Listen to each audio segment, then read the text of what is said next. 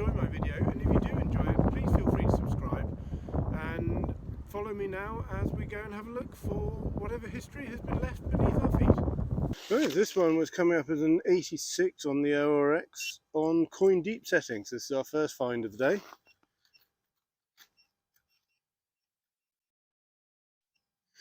We'll have a look and see what we can find.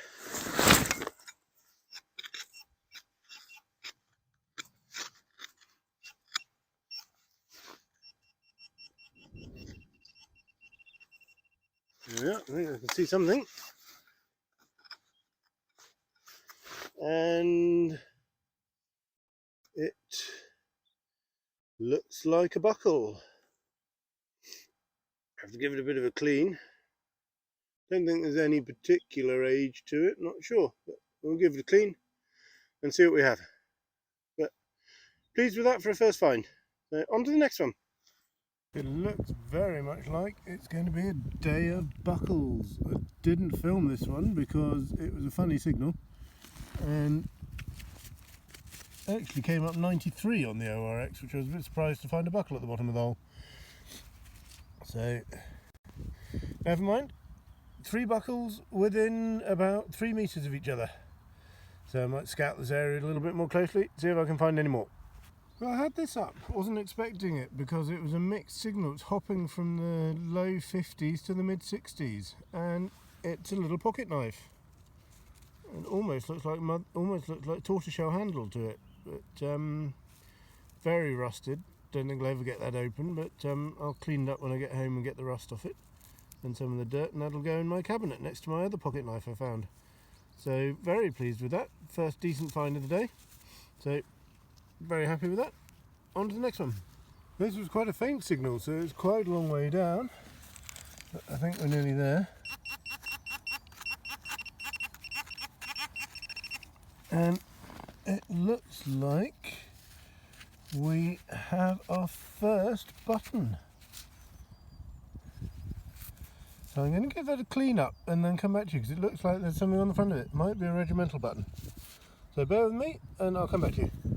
There we are, so that's a little bit cleaner now, and you can see it's actually got a sort of leaf pattern on the front of it. So very pleased with that. I'll try and date it when I get back home, but really pleased with that.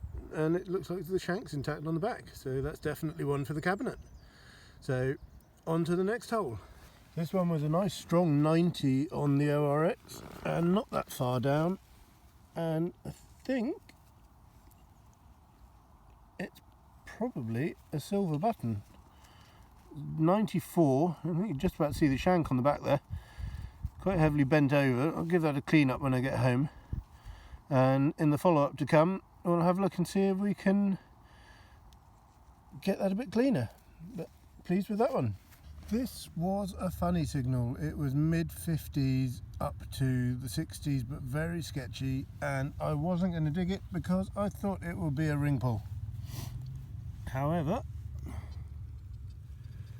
it is not a ring pull. I think we may need a gold dance. Try and get that in focus. There we are. So it looks like a locket of some sort. Something on the back. Celtic lock. I'll have to clean that up and come back, and maybe we can open it because it does look like it's actually hinged and opening. So I'll try and see if I can open that when I get back home and give it a clean. But very pleased because I think that is gold, and I am ecstatic with my first gold find and that it would be a Celtic locket as well. So lovely piece there, clean up nicely and be the pride of joy in my cabinet. Hurrah, gold. This is quite a quiet signal today, and I can't give you the number because I'm not getting any numbers off my ORX today. Oh, hello, there we are. And it looks to be another of the pewter buttons like I found up here before. So shank intact on this one, I think. So the rate we're going, I'll have enough for an entire coat. So pleased with that one. That can go in the box. Lovely. Next find. This was another funny signal that I wasn't going to dig. It was one of those, and you can just about see down there, looks like we have a small coin or a button. I'll have to give it a bit of a clean and get back to you.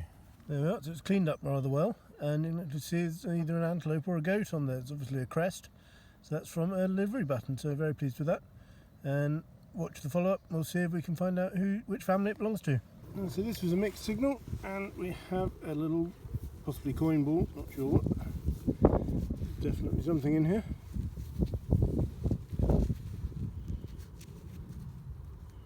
Or is it another buckle? Oh no, looks like, I don't know, I think we're going to have to clean this up and come back to you. It looks like a very big button. There we are, so all nicely cleaned up. It is a huge button with a horse on it. You can see the shank on the back, I suppose you'd call it. So it's a ginormous button. So that's a nice find. Into the cabinet with that one, I think. So that was the hole that the big horse button came out of. And just before I filled it in, I ran the detector over it, checked for any more signals, and there, I got another signal. And matching button number 2. So somebody obviously had a bad day, lost at least 2 buttons in a very short space of time. There we are, there's the 2 buttons side by side, and actually, as you can see, the horses are looking to the left and to the right, so I wonder if possibly it's come off some sort of harness and the 2 horses on either side would have both looked forwards. But nice find with that, to give them a proper clean up when we get home, and they'll join some of my other finds of my favourite type in the cabinet. We have what looks like another little pewter button. Second one today, missing the shank unfortunately, but still nice little, probably Georgian button. So it's been a very good day today, very productive indeed. Some lovely finds, including that lovely gold locket. So I'll get those cleaned up, and then we can join me in my study when I get back home, and we'll have a look at some of the history of the buttons I found, maybe the locket, the inscription on the locket, and have a look at some of the history. So join me again soon. Thank you very much. Bye bye.